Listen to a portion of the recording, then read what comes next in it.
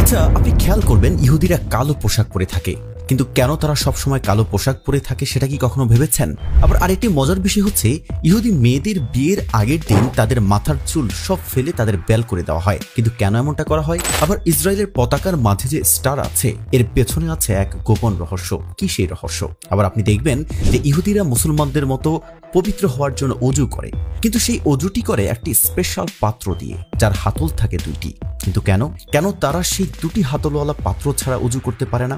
ইহুদিরা ঝুঁকে ঝুঁকে প্রার্থনা করে, এটা আপনারা সবাই দেখেছেন। কিন্তু তারা ঝুঁকে ঝুঁকেই বা কেন প্রার্থনা করে? দর্শক, ইহুদিদের এমন অনেক নিয়ম কানুন আছে যার রহস্য আজ আমরা আপনাদের সামনে উন্মোচন করব। ভিডিওটি শেষ পর্যন্ত দেখে আপনার মতামত জানাতে ভুলবেন না। ইহুদি মেয়েদের বিয়ের দিন তাদের চুল ফেলে দেওয়া হয়।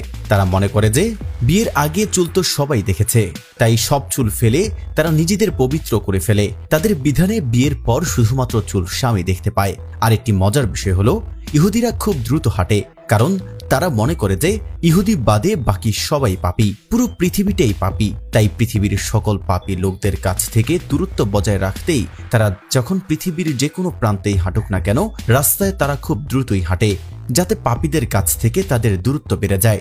ধর্মপ্রাণ অথর অফ ইহুদিরা কালো কাপড় ও টুপি পরে, কারণ তারা মনে করে যতদিন না তাদের পয়গম্বর ফেরত আসে এবং রাজত্ব কায়েম না হয়, ততদিন পর্যন্ত তারা শোক পালন করে কালো কাপড় পরবে।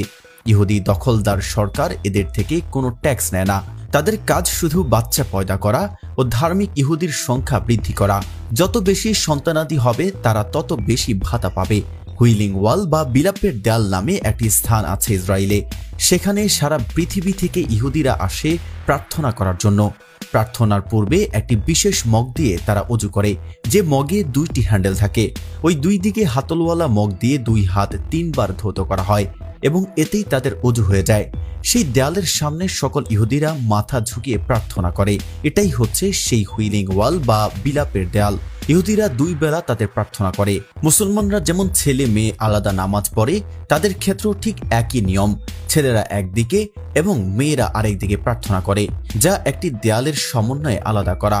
ইহুদিদের পতাকায় একটি স্টার বা তারা দেখা যায়। এই তারার মানে হচ্ছে দাউদ আলাইহিসসালাম, অর্থাৎ তারা এটাকে স্টার অফ দাউদ বা স্টার অফ ডেভিড বলে। আর সেই তারার 2 পাশে নীল রঙের 2টি সরল রেখা দেখা যায়।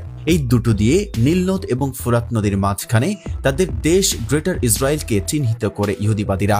তারা মনে করে নীল নদের পূর্ব থেকে ফুরাত নদী পর্যন্ত বাইবেলে উল্লিখিত ইসরায়েলের ভূমি। এটা তাদের প্রাপ্য ভূমি। ইহুদিরা সব সময় ঝুঁকে ঝুঁকে প্রার্থনা করে। এভাবে প্রার্থনা করার উদ্দেশ্য হচ্ছে, তারা মনে করে যে তাদের সারা শরীরের রক্ত চলাচল হয় এবং তাদের প্রার্থনা সারা শরীরে বয়ে যায়। তারা দাড়ি না রেখে সচরাচর কাঁধের দুপাশে চুল বড় করে রাখে।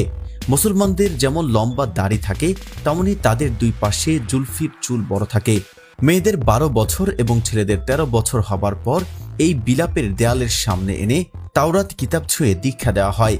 মেয়েদের 12 বছর আর ছেলেদের 13 বছর হওয়ার আগে তা ছোঁয়া নিষেধ। তাদের মতে হযরত ইব্রাহিম আলাইহিসসালাম যখন হযরত ইসহাক আলাইহিসসালামকে কোরবানি করতে চেয়েছিলেন, তখন তার বয়স ছিল 12 বছর। কিন্তু আমাদের ধর্মমতে আমরা জানি যে তিনি ছিলেন ইসমাইল আলাইহিসসালাম, ইসহাক আলাইহিসসালাম ছিলেন না। কিন্তু তারা তাদের ধর্ম হাজার রকমের পরিবর্তন করতে করতে এই তথ্যগুলোকে এত তালগোল পাকিয়ে ফেলেছে যে কোনটা সঠিক কোনটা ব্যাঠিক তা তারা নিজেরাও বুঝতে পারছে না।